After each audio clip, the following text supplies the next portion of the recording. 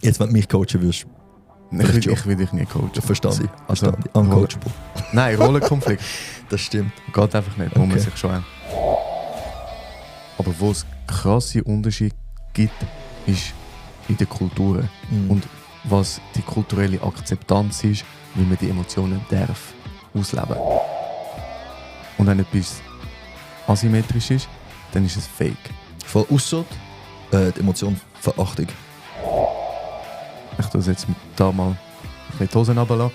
Aber so bis 24 habe ich überhaupt keine Emotionen gespürt im Körper oder mega schwach.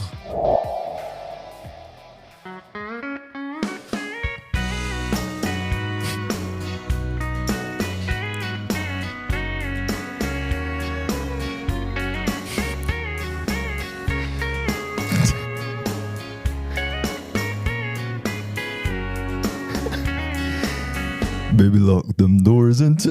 ich kann nicht wieso haben wir das gerade gemacht, Ivo?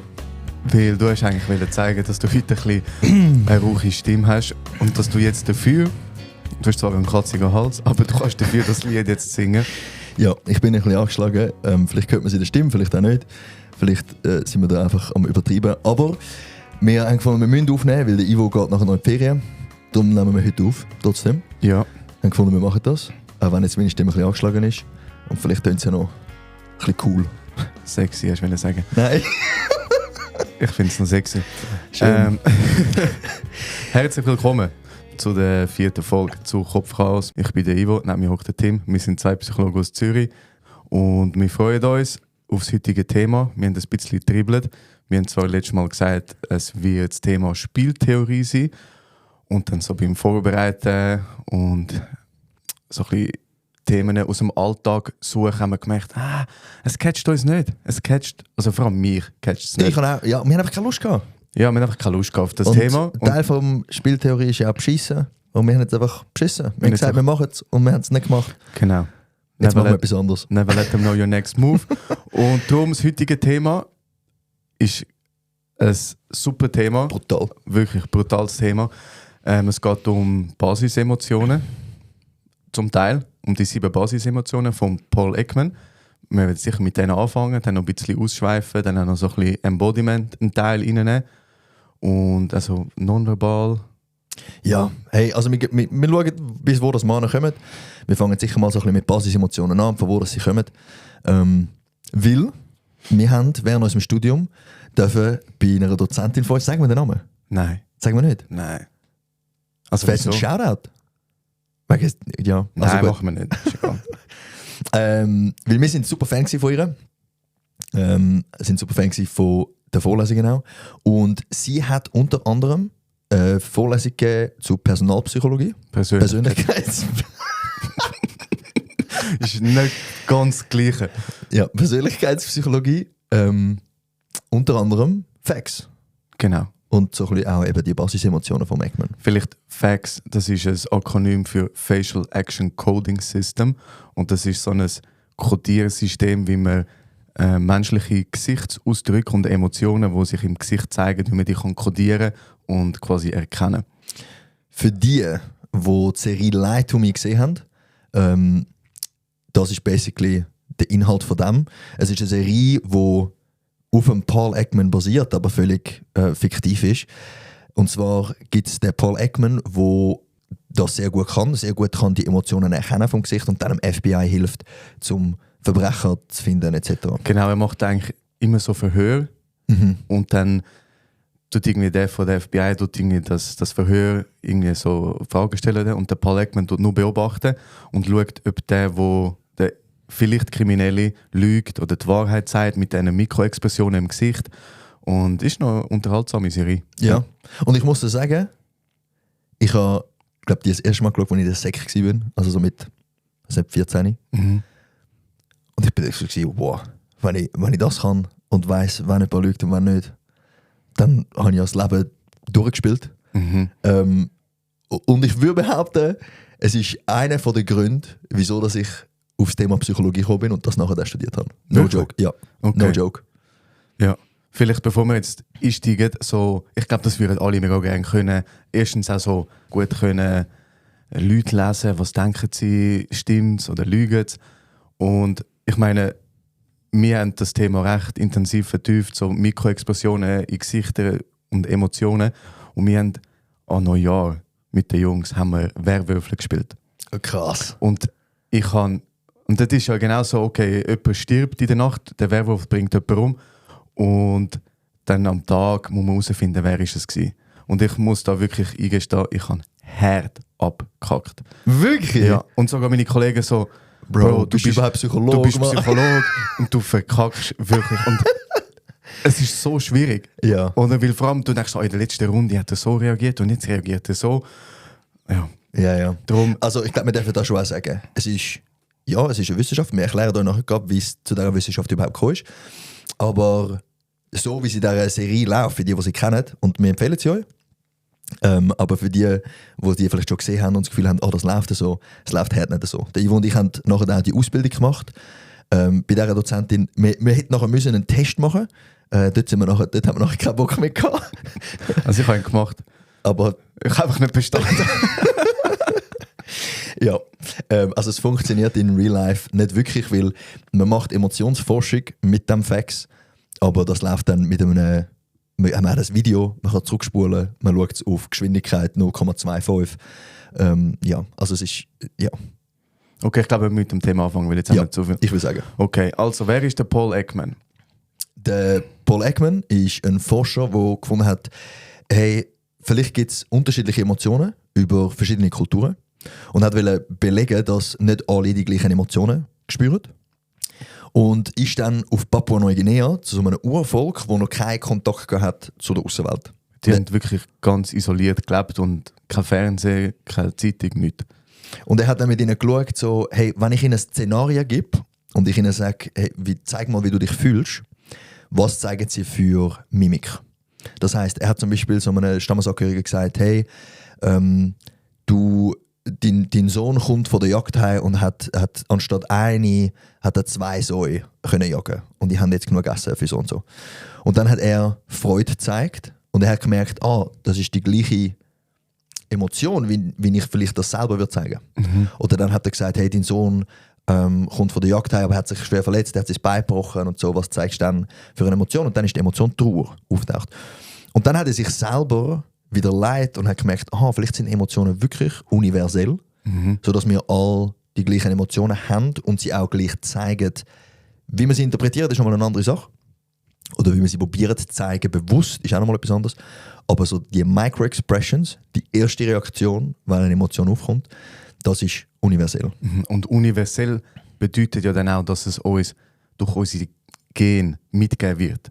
Und nicht, dass wir irgendetwas erlernt haben von unseren Eltern, von unserem Umfeld, sondern dass es durch unsere Gene mitgegeben wird und dass es alle Menschen in sich hinein haben. Voll, also dass die Reaktionen, die Mimiken, dass die nicht erlernt sind. Und darum ist er auch zu dem Urstamm, weil er gesagt hat, okay, die sind so isoliert, die haben sicher nicht, die haben noch nie einen Film gesehen, wo jemand Emotionen auslebt, die haben noch nie irgendjemand aus der westlichen Welt gesehen, wo Emotionen auslebt. Das heisst, die sollten wie eine gute Testgruppe sein, um herauszufinden, ob das universell ist oder nicht. Ob die gleichen Emotionen haben wie Voll. wir. Und er ist ja dann zum Schluss gekommen, dass es 7 Basisemotionen gibt. Das sind die Emotionen, die wir alle in uns hinein haben. Und ich tue jetzt die schnell vorlesen, weil ich die nicht immer auswendig weiss. Und das ist Freude, Überraschung, Angst, Wut, Ekel, Trauer und Verachtung. Und ich habe gestern noch spannend gefunden, mit meiner besten Kollegin über das geredet. Und nachher sagt sie so, ja und Neid ist keine Basisemotion. Und ich dachte, es haben ja doch viele Leute Neid in sich, oder? Und ich dachte, aber wieso ist es keine? Oder wieso hat er das nicht reingenommen? Und der Grund, warum er auf die kam, ist, es hat ja einen evolutionären Grund, dass wir die Emotionen haben. Oder? Also wenn ich jetzt zum Beispiel Ekel ist ein gutes Beispiel, wenn ich vor 2 oder vor 50'000 Jahren gelebt habe und irgendetwas gegessen habe und ich nachher so machen. Der Ivo hat gerade die Mimik gezeigt, die ihr jetzt natürlich nicht gesehen. Genau, ich habe gerade ein ekelerregendes Gesicht gemacht. Dann ist wie für das Team, das im gleichen Stamm wohnt wie ich, klar, okay, Das will ich nicht essen, weil das will ich vielleicht nicht wird's mir essen. schlecht. Oder? Also die 7 Emotionen haben eigentlich einen wichtigen Beitrag dazu geleistet, dass wir überlebt haben. Mhm. Oder? Und vielleicht da noch schnell zur Erklärung. Was nachher der Paul Ekman gemacht hat, ist, er hat alle Muskeln, die wir im Gesicht haben, und es sind enorm viele, ich weiß gerade die genaue Anzahl nicht, aber er hat alle Muskelgruppen im Gesicht kodiert und gesagt, okay, der Muskel, den ihr braucht, zum Beispiel zum Augenbrauen zu heben oder zusammenziehen, das sind 2 verschiedene Muskeln. Also zum eine Augenbrauen lupfen und eine Augenbrauen zusammenziehen, in die Mitte, das sind 2 verschiedene Muskeln und er hat quasi jeden einzelnen Muskel kodiert. Und dann hat er schlussendlich gesagt, okay, für Freude musst du den und den Muskel aktiviert haben, dass Freude quasi gezeigt wird. Genau, also jetzt vielleicht noch ein bisschen Kontext. Eben der Paul Ekman hat das wie, er ist zuerst auf Papua-Neuguinea, hat dann gemerkt, okay, es gibt die 7 Basisemotionen und auf dem Wissen hat er das Facial Action Coding System, Yes. das FACS, erarbeitet und das sind eben die einzelnen Muskeln, die Action Units heißen und das sind glaube ich irgendwie fast 60 Action Units, Ja. ungefähr oder 50 bis 60 Action Units, wo man nachher im Gesicht kann erkennen. Und dann kommen noch verschiedene Stärken dazu und etwas, was mir recht geblieben ist aus dem Kurs, ist symmetrisch oder asymmetrisch. Ja. Und so, wenn etwas symmetrisch ist, dann ist es echt und authentisch. Und wenn etwas asymmetrisch ist, dann ist es fake. Voll ausser die Emotion Verachtung. Ja. Verachtung ist asymmetrisch. Verachtung ist nur den Mundwinkel auf einer Seite aufziehen. Aber wenn ihr zum Beispiel jetzt Freude seht und jemand lacht, aber es ist nur einseitig, dann kann das sozialisiert sein, dass wir sagen, ich sollte jetzt Freude zeigen. Wenn ich zum Beispiel ein Weihnachtsgeschenk bekomme und von mir erwartet wird, dass ich Freude habe. Also wenn du jetzt so ein paar Socken bekommst? Nein, ich habe Socken, ich habe so Freude mit meinen Socken, die ich bekomme. Okay. Hey, mach meine Socken nicht fertig. Was ist Nein, aber sag schnell ein Weihnachtsgeschenk. Eine Kerze. Eine Kerze müsste wirklich Freude. Verständlich. Ja. Und wenn dort dann nachher das einseitiges Lachen kommt, dann ist es vielleicht sozial antrainiert, aber es ist nicht, weil ich Freude verspüre. Mhm. Ja. Und der Ivo und ich haben das Gefühl gehabt, geil, wir machen die Ausbildung, dann können wir nachher die Leute lesen. Es hat sich herausgestellt, er hat nicht, wir haben nicht mal die Prüfung bestanden. Der Ivo hat sie nicht bestanden, ich habe sie nicht einmal gemacht. Ja. Ja. Aber wir sind mit extrem viel Hoffnung in den Kurs gegangen Ja. und haben dann gemerkt, okay, so hilfreich ist es doch nicht. Ja. Aber ich sage, die ganze Thematik von Emotionen und Basisemotionen und auch, dass wir sie universell zeigen, finde ich doch auch sehr spannend. Mhm. Und die Implikationen, die sich auch daraus ergeben. Ich will jetzt noch nicht übergehen zum nächsten Thema, aber vielleicht als kleiner Teaser. Was ich spannend finde, ist so eben das Facial Action Coding System. Es wird vor allem für Forschung gebraucht, wo Interviews gemacht werden mit Leuten und dann tut man ihre Gesichtsausdrücke analysieren. Aber es kann ja noch, wie noch für mehr gebraucht werden. Und etwas, was ich so in meiner Recherche dann entdeckt habe, ist künstliche Intelligenz. Ja. Und das eigentlich, dass man mit diesen Action Units, wenn man die 60 Action Units in KI hineinspeist, also eigentlich das Wissen über menschliche Gesichtsausdrücke, dass wenn dann KI wie Videos analysieren, eigentlich wie auch kann antrainieren, in welchen Situationen brauchen die Leute welche Gesichtsausdrücke, oder? Krass. Und das Ziel ist eigentlich, das möglichst menschlich zu machen, oder? Mhm. Und das eigentlich so auch Emotionen, das ist ja das, was immer ein bisschen fehlt. Oder klar, auch das Physische fehlt auch, aber so das Emotionale, das fehlt ja noch ein bisschen. Und so könnte man wie auch, stell dir vor, du hast einen Chatbot, wo du mit Video bist und du redest über deine Probleme. Und nachher tut die Kamera, du bist ja dann mit Kamera, analysiert deine Gesichtsausdrücke und dann tut er dich zum Beispiel spiegeln. Ich merke, das macht dich gerade ein bisschen traurig. Krass. Als Beispiel. Krass. Ich finde es schon noch krass, der ChatGPT hat jetzt so eine Sprechfunktion, wo du mit ihm einfach reden kannst. Und dort, er lacht zum Teil einfach. Nein. Wenn du mit ihm redest und du sagst irgendwie, sogar Sarkasmus checkt er manchmal. Und er macht dann so, haha, ja, das ist eine gute Idee und eine gute Frage. Und Bro, no joke im Fall. Und jetzt stell dir vor, du hast dort noch... Er sieht dich auch noch. Krass. Dann fühlt sich das mega echt an. Wenn er Ja. noch auf deine Gesichtsausdrücke oder noch aufs Nonverbale geht, ich sehe gerade, du verschenkst deine Arme, bedrückt dich das? Weißt? Das ist crazy. Als Das ist Beispiel. crazy, ja. Ich glaube, was wir allgemein noch sagen müssen, wir haben es vorher ein bisschen angeteasert, ist, man kann ich meine, ich nutze das Wissen vom Fax nutze ich schon. Aber ja, einfach so, wenn ich mit den Leuten umgehe. Wenn ich jetzt zum Beispiel merke, dass irgendwie jemand seine Nasenflügel rümpft. Ja, das. Ich finde geil, wie wir es immer zeigen, aber die Leute nicht sehen, wie sie es machen. Dann müssen wir auf Social Media, vielleicht sehen das dann Leute. Dann nutze ich das schon, aber es ist immer ein Indiz. Es ist eine Möglichkeit, es ist so ein Tipp. Okay, ich gehe jetzt dort vielleicht nochmal nachfragen. Aber es ist nie, jemand hat jetzt die Nasenflügel gerümpft, also ist es das. Und das Gleiche zum Beispiel, du hast jetzt gesagt, Arm verschränken. Etwas, wo man immer wieder hört, ist, ja, wenn Leute Arm verschränken, dann sind sie verschlossen, sind vielleicht zurückhaltend oder vielleicht sogar verärgert. Manchmal machen sie es einfach, weil sie kalt haben. Also ich glaube, das ist ultra wichtig, dass man das wie auch sich bewusst wird, von, wir sind zu komplexe Wesen, also dass man einfach kann sagen, das passiert, also ist es das. Ja, dass eine Aktion nur einen Grund kann haben. Voll. Vielleicht auch noch so, was auch noch ein wichtiger Punkt ist, eben, wir haben die 7 Basisemotionen und die sind in uns allen drin, aber wo es krasse Unterschiede gibt, ist in den Kulturen. Und was die kulturelle Akzeptanz ist, wie man die Emotionen darf ausleben.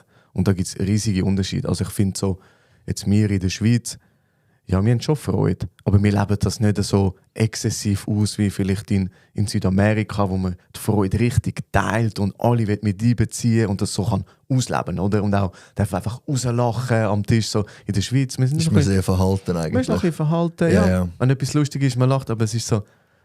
oder? Dasselbe aber auch mit Ärger. Ich habe das Gefühl, in der Schweiz ist man sehr zurückhaltend auch oder sehr reserviert, wie man den Ärger zeigt. Und es gibt Kulturen, wo das vielleicht offener gezeigt wird. Dann aber gibt es auch nochmal die anderen Extreme. Ich sage wie zum Beispiel östliche Kulturen, die dort dann auch sehr zurückhaltend sind. Oder? Oder würdest du sagen, ich meine, du bist jetzt in Japan gewesen, vor ein paar Monaten. Dort, wenn sich jemand ärgert... es wird nicht gezeigt. Es wird einfach nicht gezeigt. Ja. Also vor allem bei Touristen. Stell dir vor, ich weiss noch, wir sind in der U-Bahn gewesen, und in der U-Bahn ist ja so die Regel, man ist nicht laut am Handy, man redet nicht zu laut. Sagst du mal den Jugendlichen in der S6, Junge, Alter, ich reg mich manchmal auf, wenn sie ihre TikTok-Videos ohne Kopfhörer hören. Einfach Vollgas. Mann. Oder? Und in Japan, wenn du in der U-Bahn bist, es ist einfach ruhig. Es ist so angenehm. Aber wenn dann jemand telefoniert, sie regen sich auf und gerade bei Touristen, also zum Beispiel der Kollege von mir war am Telefon gewesen, und du hast gemerkt, sie schauen dich an, aber einfach aus Respekt sagen sie nicht, weil sie sehen, du bist Tourist und sie verziehen keine Mimik. Sie sind zwar hässig oder das ärgert sie, aber sie sagen nichts. Ja. Sie würden es nie ansprechen. Und eben, ich will gerade so, Japan ist, glaube ich, ein Extrembeispiel, wo man seine Emotionen einfach mega zurückhalten, weil es geht nicht um dich, sondern es geht ums Kollektiv. Und das, ich finde, das ist ein mega wichtiger Punkt, auch so ein bisschen, manchmal muss man sich auch ein bisschen anpassen. Oder wir kommen aus einer Kultur, wir leben das so, aber es ist nicht überall so. Ja. Oder? Also nur schon Beerdigungen. Bei uns, stell dir vor, wie bei der Beerdigung lachen. Ja. Nein, das macht man nicht. Ja. Aber es gibt Kulturen, das ist ein Fest. Das stimmt. Oder? Und vielleicht dort der Bezug nochmal aufs Facts. Wenn die Theorie von Paul Ekman ist, von der universellen Emotionen, wenn du jetzt eine Kamera genommen hast, das Beispiel von deinem Kollegen in der U-Bahn, wo niemand quasi darauf reagiert hat, wenn du jetzt eine Kamera würdest in Slow Motion auf die Gesichter von diesen Leuten heben, in dem Moment, wo er das Telefon abnimmt und sie realisieren, dass jetzt da jemand telefoniert, wirst du wahrscheinlich Micro-Expressions sehen. Ein kurzes Zucken von den Augenbrauen, die vielleicht sich zusammenziehen und Wut zeigen. Oder Disgust auch. Oder Disgust. Aber sie zeigen es dann halt nicht. Sie kontrollieren sich dann. Aber der Grund auch, und das finde ich so spannend, der Grund, wieso dass die Micro-Expressions existieren, ist, weil der Bereich in unserem Hirn, der für die Emotionen zuständig ist schneller als der es kontrolliert. Ja, also, und älter. Und älter auch. Also älter meinen wir evolutionär älter. Ist es die Amygdala? Amygdala ist für Emotionen zuständig. Also muss man immer sagen, unter anderem. Weil es ist nicht nur ein Teil, die arbeiten ja zusammen, aber unter anderem Amygdala. Amygdala, und der ist so in der Mitte vom Hirn angesiedelt. Und dann gibt es den präfrontale Kortex und der ist sehr neu und der ist bei uns Menschen sehr fest ausprägt und der präfrontale Kortex ist so vorne an der Stirn. Und der ist evolutionär sehr neu, wie es uns Menschen auch evolutionär sehr neu gibt. Und darum, der kann schon die Emotionen oder wie wir die Emotionen ausleben, übersteuern, aber er ist nicht ganz so schnell. Darum, wenn du mit so einer Kamera würdest jetzt die Japaner in der U-Bahn filmen, hättest du wahrscheinlich ganz kurz Micro-Expression, also so eine kurze Mimik, und nachher kontrollieren sie sich, weil sie es so kulturell gelernt haben. Ja, also eins ist natürlich und eins ist erlernt. Yes. Ja. Yes. Ja, das ist mega spannend. Eigentlich so die authentischste Reaktion auf etwas ist immer die erste, die sofort kommt. Und nachher können wir es recht gut kontrollieren, auch bei einem Geschenk. Voll. Jetzt bei einem Geschenk. Manchmal habe ich das als Kind. Ich habe so gedacht, boah, das sind die Lego, die ich mir gewünscht habe. Und nachher machst du es auf Und das sind die falschen. und du merkst, es sind nicht mal Lego, weißt du? Und dann bist du so ganz kurz enttäuscht so, und dann merkst du, danke für ihr, wow, danke vielmals, oder? Ja. Und dort ist die erste Reaktion ist so, und nachher musst du es wieder überspielen. Und vor allem für Kinder und Jugendliche, und darum können Kinder auch so schlecht lügen. Der präfrontale Kortex, der entwickelt sich erst mit dem Alter. Also man sagt, der ist komplett ausgereift mit Anfangs Mitte 20, glaube ich. 25, ja. Und darum können Kinder auch weniger gut lügen, weil sie oder weniger gut Emotionen kontrollieren oder auch ihr Verhalten, weil der Präfrontalkortex einfach nicht. Sie sind halt einfach ein bisschen dumm. Einfach, sie sind noch nicht so weit, aber das Voll. ist einmal so herzig, wenn du fragst, hast du das gegessen? Nein. Nein. Okay, in dem Fall nicht. So offensichtlich. Ja. Okay. Voll. Hey, und nachher gibt es ja, du hast vorher gesagt, außer du hast noch etwas zum Fax. Du hast ja vorher gesagt, wenn wir davon ausgehen, dass Emotionen kulturell übergreifend sind, dann müssen sie ja bei uns in der Genetik irgendwo abgeleitet sein.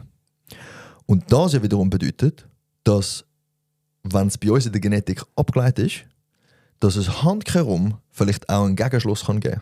Und was ich damit meine ist, dass unser Körper einen Einfluss hat auf die Emotionen. Kannst du das nochmal? Also, wir haben jetzt gesagt, dass wir spüren eine Emotion. Das führt dazu, dass wir eine Emotion zeigen, entweder mit Mimik oder vielleicht auch sogar mit Gestik. Und wenn das genetisch ist und nicht angelernt, dann sind die so eng miteinander verknüpft, Körper und Emotionen, dass es im Umkehrschluss auch funktionieren kann. Das heisst, der Körper hat einen Einfluss auf die Emotionen und nicht nur die Emotionen auf den Körper. Und da vielleicht ein einfaches Beispiel. Ich habe in meinen Kommunikationskurs immer eine Folie ist immer drin gewesen, weil ich finde die so geil. Und zwar, es werden 4 Bilder gezeigt.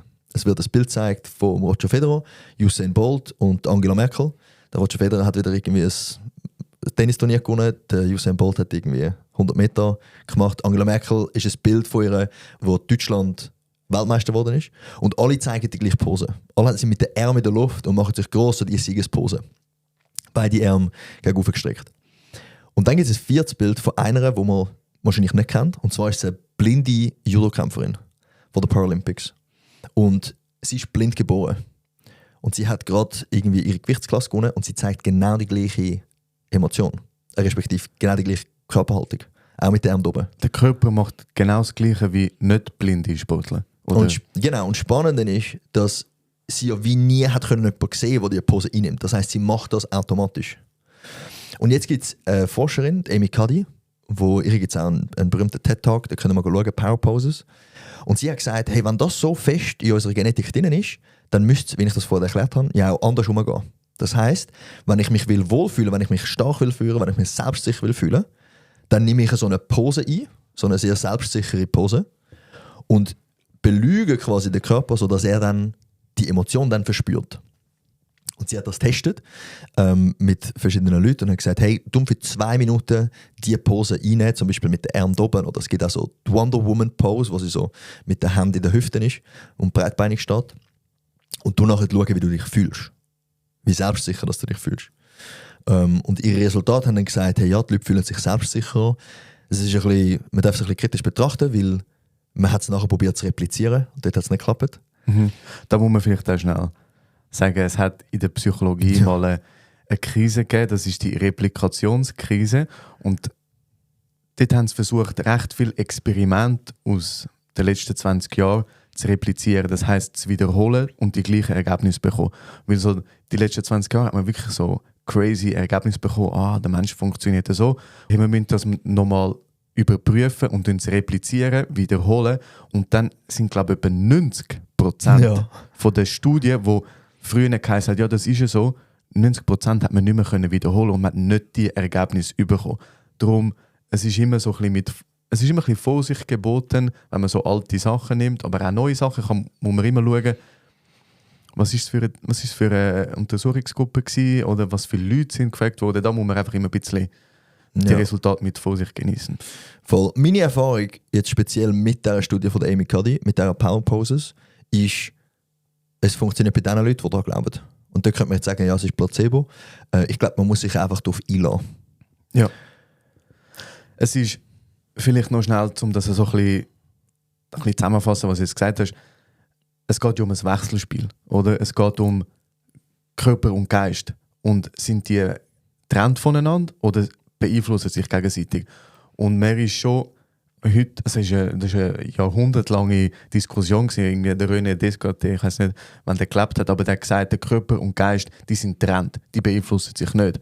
Oder das ist mal ein Standpunkt gewesen, was es gegeben hat in der Philosophie, was die Psychologie noch nicht mal gegeben, wo mit der Philosophie gesagt hat, nein, die gehören nicht zusammen. Aber mittlerweile hat man so den Standpunkt, dass Körper und Geist sich gegenseitig beeinflussen. Also der Geist beeinflusst den Körper und der Körper beeinflusst den Geist. Also es gehen beide Wege. Voll. Und meine Erfahrung ist, dass eben die Leute, die sich darauf einlassen, dass bei denen kann funktionieren. Darum, mit der Praxis das umsetzen. Wenn ihr einen Vortrag habt und vielleicht ein bisschen aufgeregt sind oder wenn ihr ein schwieriges Gespräch habt, dann könnt ihr das so nutzen und vielleicht mal schnell ins Badzimmer gehen und schnell für 2 Minuten die Pause heben und schauen, was es mit euch macht. Ich glaube, ganz generell darf man das so betrachten, was für eine Körperhaltung das man einnimmt, hat einen recht starken Einfluss auf, wie man sich selber fühlt. Ja. Und das sehe ich auch im Tierreich, finde ich das noch interessant, dass sogar bei Reptilien oder sogar bei Vögeln du das auch wahrnimmst. Wenn du dich selbstsicher fühlst oder aggressiv, nimmst du viel mehr Platz ein, als wenn du dich verunsichert fühlst. Mhm. Ein Hund, der Angst hat, zieht den Schwanz ein. Ja. Eine Katze, die aggressiv ist, macht vielleicht einen Buckel und probiert sich grösser zu machen. Stellt noch die Haare auf. Voll. Oder zum Beispiel auch eine Kobra. Wenn sie aggressiv ist, tut sie so auffächern und nimmt viel mehr Platz ein und sagt quasi, hey, ich bin da. Und das ist etwas, wo wir in der Praxis wahrscheinlich, wo ich viel öfters brauche, als jetzt zum Beispiel Sphex. Ja. Weil es einfach viel deutlicher ist. Ja. Wenn jemand eine sehr kleine Körperhaltung einnimmt, ob sitzend oder stehend, dann gibt es wie verschiedene Hypothesen, so ist sie vielleicht verunsichert, fühlt sie sich nicht wohl, etc. Und dann auch da wieder. Jetzt hast du sie gesagt, das ist aber auch noch ein spannendes Thema. Wie meinst du sie? Sie, die Frau. Ah, ich habe jetzt auf Mehrzahl. Ah, okay. Wenn sie, aber wir können nachher gerne darauf eingehen. Okay. Wenn jetzt eben jemand weniger Platz nimmt, dann ist das auch wieder nur eine Hypothese. Und ich sage nicht einfach, okay, die Person ist jetzt verunsichert, sondern ich frage vielleicht und sage, hey, ist alles okay, fühlst du dich wohl? Oder ich tue einfach weiter beobachten. Ja.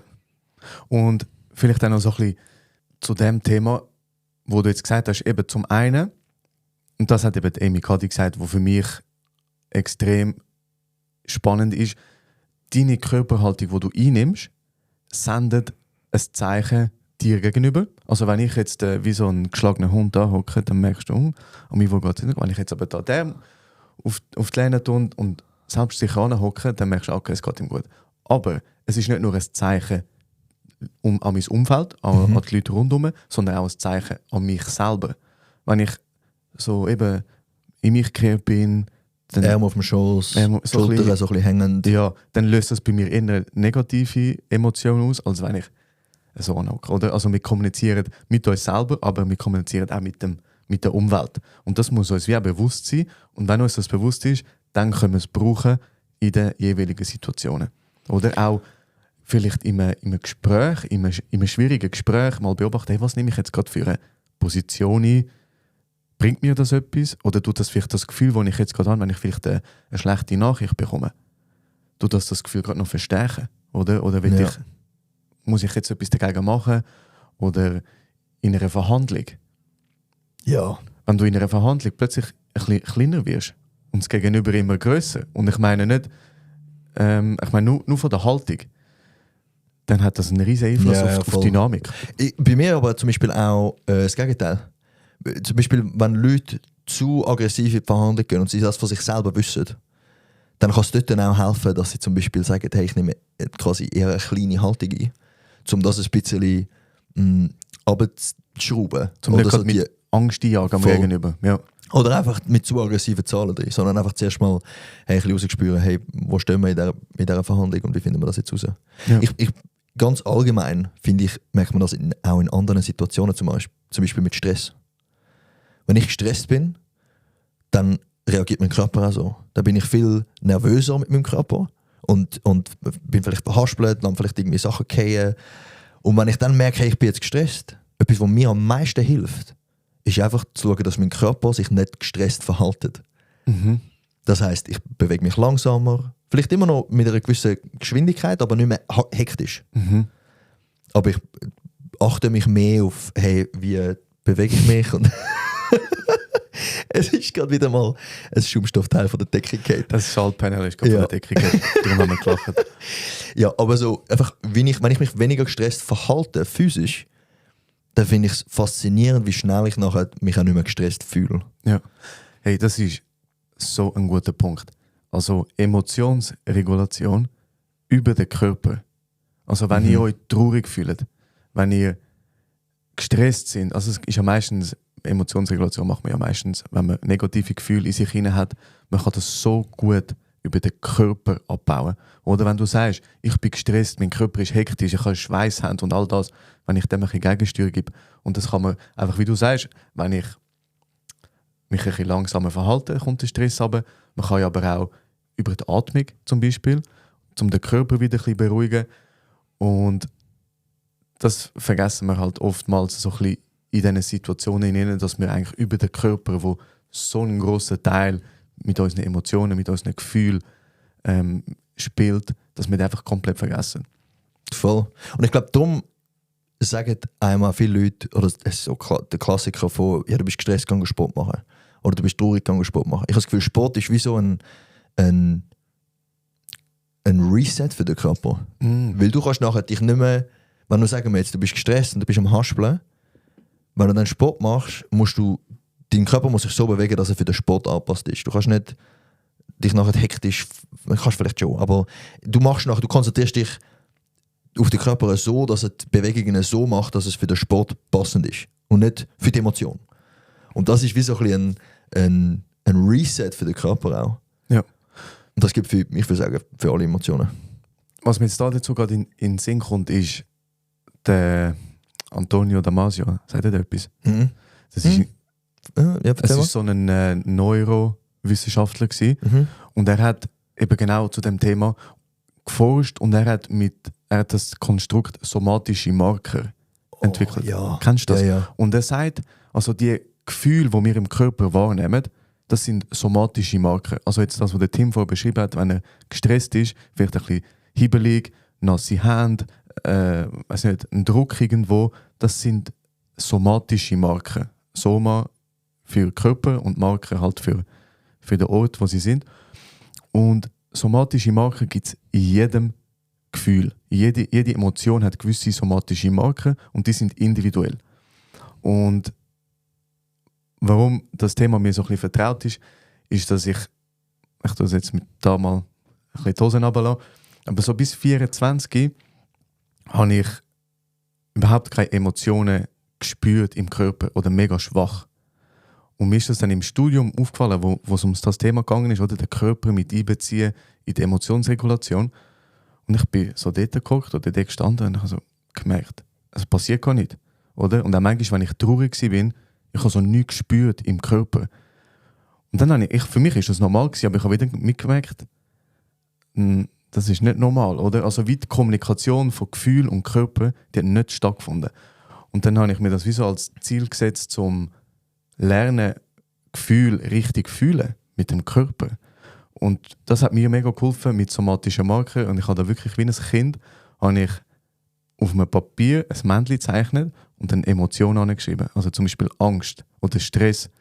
Was habe ich für somatische Marker? Oder wenn ich gestresst bin, ich habe mega oft einen Druck da oben in der Brust. Du hast ihn vielleicht im Bauch. oder zittrige Beine. Also die sind individuell, die somatischen Marken. Aber ich habe wie für mich herausfinden, was habe ich für somatische Marken. Und dann habe ich das wie über den Kopf eigentlich gelernt. Okay, also wenn ich glücklich bin, dann fühlt sich mein Körper so. Wenn ich traurig bin, dann fühlt sich mein Körper so. Wenn ich Angst habe, so. Und dann habe ich mir wie so eine Liste gemacht, dass ich weiss, auf was muss ich achten. Und dann kommt wieder der zweite Punkt. Man muss eine gewisse Achtsamkeit auf den Körper können lenken, um zu spüren, was fühle ich jetzt gerade, oder? Und das geht halt manchmal ein bisschen vergessen im Alltag, wenn es halt so ein bisschen schnelllebig ist oder gerade wenn man gestresst ist, wenn viel los ist, viel Gedanken im Kopf, solche Gedankenkreise, dann spürt man manchmal den Körper nicht und dann halt auch, kann man die Gefühle auch nicht so wahrnehmen, dann ist es so ein bisschen diffus. Und also ich meine, das mache ich jetzt seit 4 Jahren und ich will sagen, es ist ein bisschen besser geworden, aber es gibt immer wieder Phasen, wo ich einfach so nicht fühle. Oder? Also gerade wenn ich viel um die Ohren habe und Sachen passieren, dann ist wie so eine erste Reaktion von meinem Körper, es wird wie gecuttet, dass ich es nicht fühle. Wie so ein Schutzmechanismus. Aber dann, wenn ich merke, ich spüre gerade nichts, dann muss ich wie schnell ein bisschen runterkommen und darum, ich mache viele Atemübungen, um meinen Körper wieder zu spüren in Parasympathie. Resetten? Zum Resetten. Sport ist für mich die beste Medizin. Vielleicht mache ich darum so viel Sport, weil dann spüre ich mich nachher wieder. Ja. Und dann weiss, okay, was brauche ich auch? Oder? Ich glaube, das hat auch, also ich glaube, es ist ja noch sicher ein grosses Thema, wenn man schaut, hey, wem wird erlaubt, Emotionen zu spüren. Ich sage vor allem junge Männer oder auch ältere Männer, denen wird das eher nicht zugesprochen, dass man sagt, hey, wie fühlst du dich gerade? Und ich glaube, das ist ein ganz einiges Thema auch und ich möchte dem mal den Platz geben, Ja, so dass wir das mal können, anschauen können. Jetzt nicht in der nächsten Folge, aber dann irgendwann später. Weil das ist schon ein riesen Thema, wenn man die Emotionen nicht kann spüren. Und achtet mal, also es nimmt mich Wunder, wie jetzt ihr das seht. Und vielleicht machen wir zu dem mal eine Umfrage und nicht zu der letzten Hirnzelle. Ja, oder auch bei Social Media. Es ist wirklich so, ich kann es nicht so gut einschätzen. Ich habe das Gefühl, bei Frauen können viel besser auch über ihre Gefühle reden. Und das ist genau die Schlussfolgerung davon, wenn ihr oder wenn ich meine Gefühle nicht gespürt habe, ich kann nicht darüber reden. Ja. Und ihr denkt jetzt, ja, das macht ihr nicht. Hat für mich auch lange nicht gemacht. Aber Ja. sobald du in eine Beziehung kommst, Wird es schwierig. ist es halt wichtig, dass du auch mal deine Gefühle kannst Ja. benennen und wie geht es dir, oder? Was löst das in dir aus? Und darum, ich merke, es ist mega wichtig und ich bin da immer noch dran, um das zu üben. Prozess. Ist ein Prozess. Also ich übrigens auch, gell? Nein, aber ich habe das Gefühl, du kannst es viel besser. Ich glaube, bei mir war es viel früher noch ein Thema gewesen, weil ich Emotionen viel stärker ausgelebt habe als Kind. Vor allem auch als jemand mit ADHS, der sehr impulsiv war. Bei mir war es einfach früher ein Thema gewesen, weil es bei mir wichtig war, dass ich Emotionen kann regulieren kann, weil einfach als Kind es Situationen gegeben hat, wo ich meine Emotionen nicht kontrolliert habe und es dann schlechte Situationen gegeben hat. Du hast halt angeeckt mit dem, oder? Voll. Mhm. Und ich glaube, darum war es bei mir sehr früh ein Thema gewesen und ich bin sehr dankbar, dass ich da das Thema früh angehen konnte. Ich bin es immer noch, das ist immer noch das Thema. Ja, aber ob Geschlecht hier oder her, tut doch mal, wenn es nimmt uns Wunder, weil wir sind in unserer psychologischen Bubble und und Gefühle muss man fühlen und das ist im Buch und wenn ihr das jetzt vielleicht hört, sind ihr so, Alter, was labern die? Und es nimmt uns Wunder, wie ihr das erlebt. Spüren die Emotionen im Körper oder nicht? Es hat unten eine Umfrage, tut doch die ausfüllen, wenn wir fertig sind mit Hören oder jetzt. Weil das nimmt uns wirklich Wunder. Ist es etwas, wo einfach zugänglich ist für die meisten oder ist es etwas, wo vielleicht nicht so vorhanden ist oder wie man anders das vielleicht auch auslebt. Wenn ihr es anders auslebt, ab in die Kommentare. Oder es würde uns auch wundern, wenn ihr sagt, ja, das ist mir auch so gegangen, aber ich habe langsam den Zugang gefunden. Was hilft euch? Was bringt euch zurück, oder? Das zu dem ganzen Thema. Ich glaube, das ist so ein riesiges Thema und das gehen wir unbedingt mal noch an. Aber ich würde sagen, wir schließen das jetzt für heute mal ab, einfach weil ich möchte ihm die Zeit geben, die er verdient hat. Unbedingt. Weil das ist wirklich ein riesiges Thema. Alright, jetzt haben wir da ein bisschen Gefühlsdusel gehabt, auch ein bisschen Chaos. Ich habe es zwar schön gefunden. Ich habe es mega schön gefunden. Wir haben jetzt aber doch auch schon ein Zeitchen wieder aufgenommen. Die Zeit geht amigs wirklich vorbei wie im Flug. Vielleicht noch so ein kleiner Recap. Was wollen wir euch mitgeben? Oh ja. Ich finde eben gerade so, dass einfach um es auch einfach halten. Wenn ihr jetzt los und sagt, das ist jetzt spannend gewesen, aber was kann ich jetzt machen? Wir haben über die Wechselwirkung von Körper und Geist und Körper, also dass sie sich gegenseitig beeinflussen. Als erstes würde ich einfach mal sagen, hey, beobachtet mal, wie gut könnt ihr eure Gefühle wahrnehmen oder was passiert. Dann vielleicht auch beobachtet mal, wie ist eure Körperhaltung in gewissen Situationen. Und dann als dritter Punkt vielleicht, tut mal bewusst eure Körperhaltung verändern und schaut, was es mit euch macht. Sitzt mal an wie ein geschlagener Hund oder steht mal selbstbewusst, macht euch gross an und schaut, wie es euch geht. Und macht das für 2 bis 5 Minuten. Oder auch mal, wenn ihr eine Präsentation habt oder an einer Teamsitzung, wenn ihr etwas sagen tut mal ein bisschen mit der Körperhaltung spielen, überlegt euch, wie wirklich vielleicht, wenn ich jetzt so und so anhocke und was macht das mit euch. Nicht, was es beim Gegenüber auslöst, sondern was macht es mit euch emotional. Voll. Und dann könnt ihr auch beobachten, so, wie sich andere Leute verhalten. Nicht jetzt, um sie zu lesen, das ist uns ganz wichtig. Es soll nicht als Analyse gelten, sodass ihr nachher könnt sagen, die Person fühlt das und das oder sie fühlt sich unsicher und sondern einfach mal beobachten und vielleicht, dass ihr darauf eingehen könnt. Und dass ihr könnt, vielleicht, wenn sich jemand unwohl fühlt, das auch abholen, mal nachfragen, wenn sich jemand super wohl fühlt und das auch wertschätzen, dass jemand sich wohlfühlt mit einem, wenn er mit mir im Kontakt ist. Ja. Ich glaube, findet für euch heraus, was in der Praxis funktioniert, was nicht.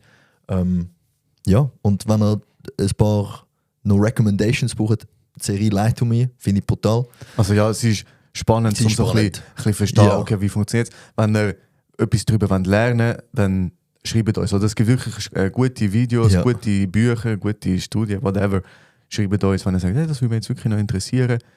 Sagt das somatische Marker, Facts, die Wechselbeziehung, Amy Cuddy, könnt ihr auch schauen. Auf Das wäre die zweite Recommendations. Das ist TED der Talk. TED-Talk von der Amy Cuddy. Ihr könnt einfach Amy Cuddy eingeben, AMY und nachher CUDDY.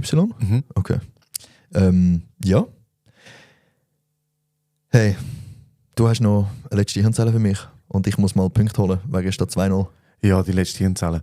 Ich habe immer noch ein schlechtes Gewissen vom letzten Mal, weil wir haben vorher darüber geredet, du hast richtig falsch beantwortet. Also deine Überlegung ist genau richtig gewesen, aber es war halt falsch gewesen, weil ja. Anyway. Es ist ein bisschen Ich habe gemein mir die gewesen. Punkte schon wieder, das ist schon gut. Und darum habe ich mir jetzt ein bisschen andere Frage vorbereitet, aber es ist eine spannende Frage.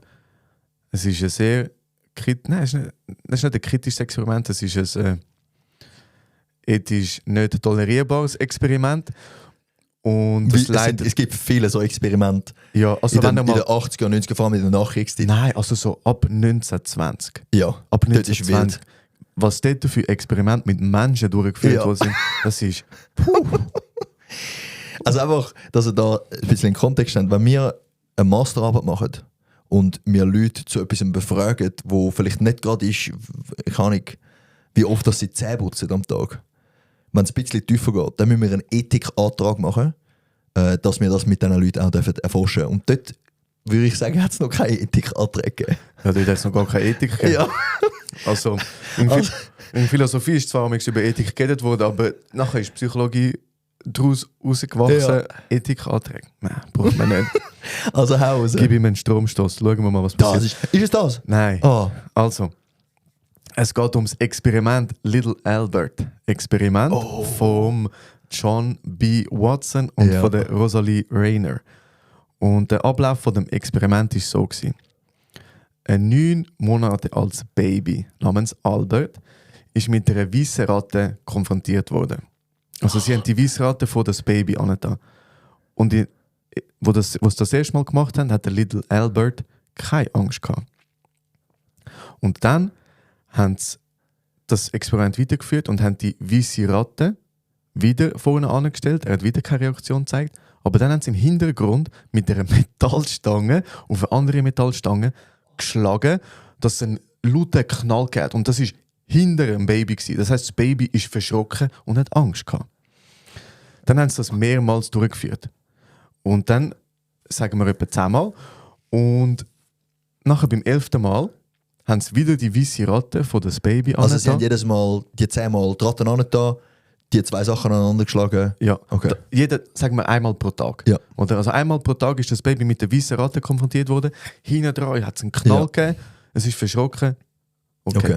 Sagen wir, nach 2 Wochen haben sie wieder die weiße Rate angetan, haben aber nicht mit den 2 Metallstangen aufeinander geschlagen und das Baby hat eine Angstreaktion bekommen. Also der Lidl aber hat plötzlich Angst gezeigt, obwohl sie nicht mehr aufeinander geschlagen haben. Und jetzt ist die Frage, was zeigt das Little-Albert-Experiment? Emotionen können konditioniert werden. A. B. Babys haben keine Angstreaktion von Geburt an. C. Angst ist ausschließlich genetisch bedingt. Oder D. Das ist das Experiment, das zeigt, dass operante Konditionierung funktioniert. Okay. Also das mit der Genetik, das stimmt schon mal nicht, weil sonst gibt es ja Leute, die keine Angst hätten. Was war das zweite gewesen? Babys haben keine Angstreaktionen von Geburt an. Doch, haben sie. Und zwar nämlich, ich glaube, die Angst vor lauter Geräusch und Angst vom Fallen. Ich glaube, die 2. Okay. Und dann ist das erste ist... Emotionen können konditioniert werden. Und das D ist, dass es operante Konditionierung war. Fuck, was ist klasse? Es gibt klassische und operante Konditionierung. Da gibt es mit dem Hund... Wow. Also Emotionen können konditioniert werden. Aber warte mal schnell. Wenn ja das D wäre, dann wäre ja A auch richtig. Nein. Weil es ist ja auch eine Konditionierung. Ja, das stimmt. Also gut, in dem Fall sage ich jetzt D. Ist es D? Ivo. Nein, es Ivo, ist nicht D, mach Bro. mich nicht fertig. Nein, es ist... Bro, ich hab das selber geschrieben, Bro. Ich hab gedacht, ich mache es dir einfach. Fuck, es ist A. Hä? Es ist so offensichtlich. Ja, ich weiß, aber ich habe gedacht, du willst mir jetzt linken. Ich hätte schreiben Angst. Aber ist es kann nicht auch... konditioniert werden. Nein. Ich habe es dir wirklich wollen. ich habe wirklich wollen auf dem Silbertablett. Operante Konditionierung ist mit Belohnung und Bestrafung. Ja, aber es ist ja Bestrafung. Nein, das ist einfach ein Reiz. Ja, aber so fucking 2 Metallstangen am Kopf, also in der Nähe vom Kopf aneinander bängeln, ist schon eine Bestrafung. Nein, Ja, okay, aber also es ich ist ein Reiz. Ich sehe es. Ich habe wieder zu viel gedacht. Ja, Und gut. vielleicht jetzt als Publikum, das ist jetzt eine sehr schwierige Frage für euch, die nichts mit Behaviorismus und Konditionierung, wenn ihr das nicht so kennt. Für den Tim Ich als eigentlich Psychologe sollte wissen, dass es klassische und operante Konditionierung gibt. Und klassische Konditionierung ist, wenn man einen Reiz an einen anderen Reiz koppelt. Ja. Und operante Konditionierung ist mit Belohnung und Bestrafung. Ich hätte mich einfach schon auf das nächste Thema vorbereiten, weil das ist eine Überleitung ins nächste Thema. Wir werden in 2 Wochen Konditionierung anschauen, was es genau ist, wie es funktioniert und eben, was der Unterschied ist zwischen operant und klassischer Konditionierung. Unter anderem. Weil Unter anderem. Konditionierung ist so, nachdem die Experimente durchgeführt wurden sind mit dem Baby, ich meine, das Baby war 9 Monate alt gewesen. Ich glaube, das ist sogar in der Kita abgegeben worden, wo der Watson schafft. Und dann haben sie einfach das Baby als Nein! Untersuchung so... Doch, Bro, es ist Horror. Junge. Es ist Horror. Es nimmt mich wunder, wie der Alberto so im Leben geworden ist. Nächster Podcast-Gast? Vielleicht? Nein? Okay, anyway. Ich glaube, das war es für heute gewesen. Wir danken euch allen, die wieder eingeschaltet haben zum Hören. Wir sehen uns wieder in 2 Wochen zum Thema Konditionierung. Letzte Wort. Du hast letztes Mal die Eltern gegrüßt. Wen willst du jetzt grüßen? Ich grüße alle Cousins und Cousinen von euch und ich danke euch ganz herzlich für eure Aufmerksamkeit. Wir wünschen euch eine super Woche, macht's gut und take care. Liebe Grüße, ciao zusammen. Tschüss.